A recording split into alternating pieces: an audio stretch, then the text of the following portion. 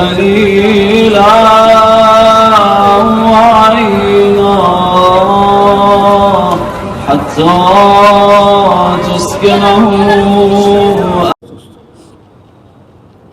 یہی عالم دین جس کا میں واقعہ بیان کر رہا تھا کہ جس کو علم اتنا عطا ہوا تھا، یہ جب پڑھنے کے لیے جا رہے تھے تو ان کے باپ نے ان کو منع کیا کہ تم پڑھنے نہ جاؤ. انہوں نے کہا میں مولوی بننا چاہتا ہوں. کہا بہت سخت ہے نہ جاؤ، وگرنہ تم وہاں کی زحمتیں و مشقتیں برداشت نہیں کر پاؤ گے. مانے نہیں، روتے رہے، گڑگڑاتے رہے، بلبلاتے رہے. کہا ٹھیک ہے تم جانا چاہتے ہو جاؤ. یہ اصفہان آ گئے پڑھنے کے لیے. اصفہان میں حجرہ لے لیا. 11 سال کا ان کا سن ہے، 11-12 سال کا. اس سال شدید برف باری گری ہوئی ایران میں، شدید برف باری ہوئی. حالات کچھ ایسے بنے کہ ان کے پاس اتنا بھی پیسہ اس بچے کے پاس نہیں تھا کہ یہ اپنے اس کمرے میں کوئلے خرید کر کے اس انگیٹھی کو جلا سکے جس سے کمرہ گرم ہوتا ہے، اور نہ اتنا پیسہ تھا کہ یہ روٹی خرید کے روٹی کھا سکے، اور نہ اتنا پیسہ تھا کہ اس رات شمع جلا سکے اس کمرے میں جس کمرے میں یہ رہ رہا تھا. سوکھی روٹیاں اس نے جمع کی ہوئی تھی، جو سوکھ جاتی ہیں جمع ہوتی ہیں. یہ سوکھی روٹیاں اس نے جمع کی تھی کھانے کے لیے. بہت سخت ترین حالات تھے، اور یہ وہ تمام حالات تھے جس کی طرف ان کا باپ متوجہ کر چکا تھا. دیکھو اس لائن میں بہت مشکلیں. اسی دوران اس کا باپ اصفہان پہنچ گیا. اسی رات باپ پہنچ گیا اور دق الباب کیا اور پوچھا کہاں کون ہے، بیٹے کا کمرہ. اب جو گیا دیکھا بیٹے کی یہ حالت کہ نہ کمرے میں چراغ جل رہا ہے، شمع جل رہی ہے، نہ انگیٹھی جل رہی ہے یعنی وہ جس پہ کوئلے جلتے ہیں، اور نہ ہی کھانے کا کچھ ہے. اس نے شدید توہین کرنا شروع کی اپنے بیٹے کی، ڈانٹنا شروع کر دیا بہت زیادہ. میں نے مگر تم سے کہا نہیں تھا، میں اسی دن کے لیے تم سے کہہ رہا تھا، دیکھ لیا نا تم نے، ایک نہیں سنی. اب یہ اپنی کتاب میں لکھ رہے ہیں، 11 سال کے ہیں، یہ لکھ رہے ہیں میں اسی دوران جب میرا باپ مجھ کو اتنا ڈانٹ چکا تو میرے اوپر پوری طرح آنسو طاری ہو گئے. میں برداشت نہیں کر سکا. میرے پاس کوئی جواب نہیں تھا اپنے باپ کو دینے کے لیے، کیونکہ سب کچھ باتیں میرے باپ کی صحیح نکل رہی تھی. میں بس گھبرا کے کمرہ کھول کے باہر نکل آیا.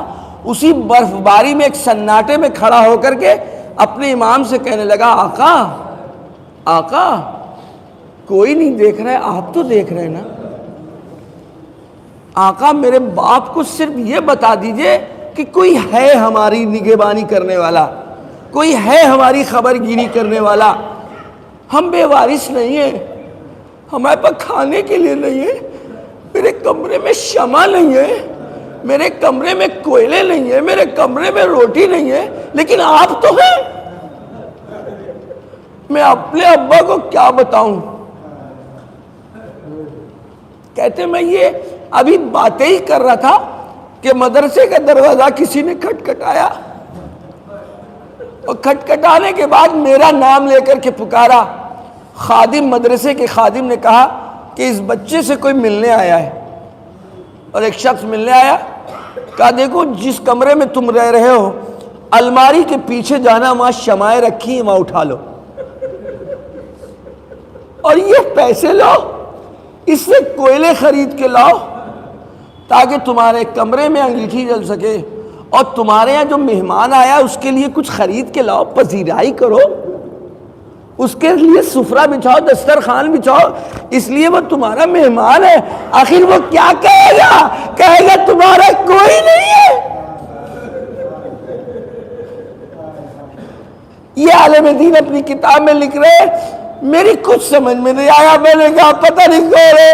میں گھر میں آیا، کمرے میں آیا، اور فوراً میں نے اپنے ابا سے کہا ابا وہ کمرے وہاں پیچھے شمع رکھی ہے، میں ابھی شمع جلا رہا ہوں. میں گیا تو شمع رکھی تھی، میں نے شمع جلائی اور اپنے ابا کو پیسے بتائے کہ جو آیا تھا وہ یہ پیسے دے کے گیا ہے کہ جا کے کوئلہ خرید کے لاؤ، جا کے روٹی لاؤ، جا کے کچھ کھانے پینے کا لاؤ. یہ کہتا تھا جب جیسے میں نے یہ کہا میری تو کچھ سمجھ میں نہیں آیا. میرا باپ کمرے سے اٹھا اور اٹھنے کے ساتھ کے بعد دونوں پیروں کے بل زمین پہ گر گیا اور گر گرا کے رونے لگا، مولا مجھے معاف کر دو، مولا مجھے معاف کر دو۔ اور مجھ سے میرے بابا نے کہا اے میرے لال وہ امام زمانہ تھے،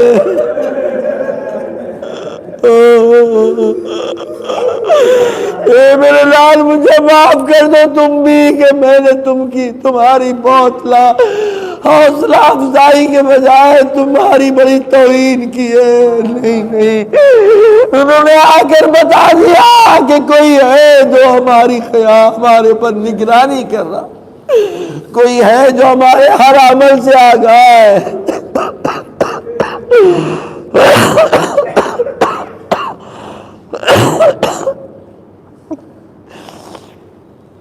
بس میرے عزیز دوستوں، اگر ہم کو اس بات کا احساس ہو جائے کہ کوئی ہے جو ہمیں دیکھ رہا ہے، کوئی ہے جو ہماری کمیوں کی طرف متوجہ ہے، کوئی ہے جو ہمارے غموں میں شریک ہے، کوئی ہے جو ہماری خوشیوں میں شریک ہے۔ جب ہم میں کوئی رنجش ہوتی ہے، سب سے پہلے میرا وقت کا امام رنجیدہ خاطر ہوتا ہے، اس کا دل پہلے سے زخمی ہے، اس کو بہت لوگوں نے ستایا ہے، اس کی جدہ کو ستایا ہے، اب اس کو نئے کسی غم کے تاب کی طاقت نہیں ہے۔ ایک باپ اپنے بچوں کے درمیان لڑائی کو